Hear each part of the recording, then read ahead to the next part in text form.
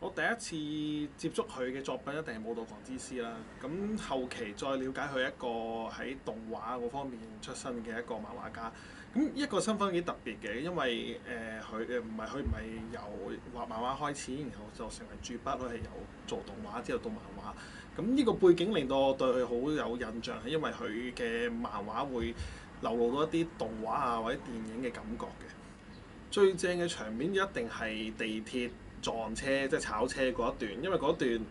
應該係最重電影感嘅一段啦。咁因為佢爆炸有一幕，我覺得係覺得好恐怖嘅，因為作為你知道個漫畫嘅製作嘅時候咧，你見到嗰個連環爆炸嗰個分鏡係你會覺得哇，佢唔係重複嗰啲人。啲表情，即係可能啲人會覺得 copy and paste，佢唔係嘅，佢係三格都係重新畫過，但係只係好微嘅變動嗰啲爆炸嘅位，咁嗰個係我覺得係見到哇都嘥好多功夫，同埋係嗰個節奏感啊流暢度係好高，咁嗰段係我覺得非常之好睇。香港災難佢因為嗰個題材或者係嗰個載體係需要佢係比較靜止少少嘅，可能係災難之後會比較多啲，咁係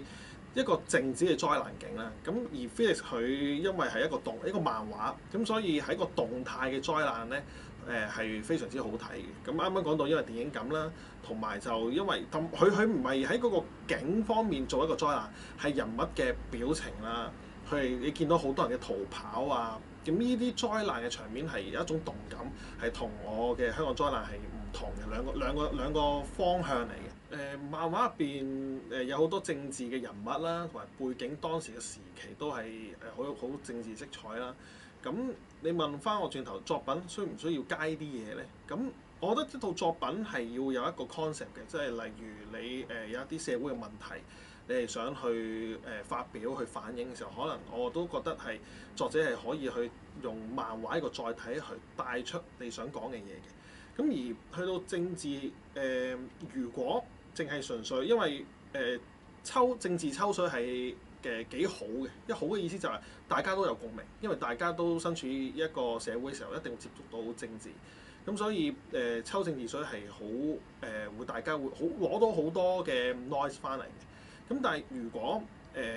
你淨純抽水係冇一個立場嘅，咁我就建議就唔好做嘅，因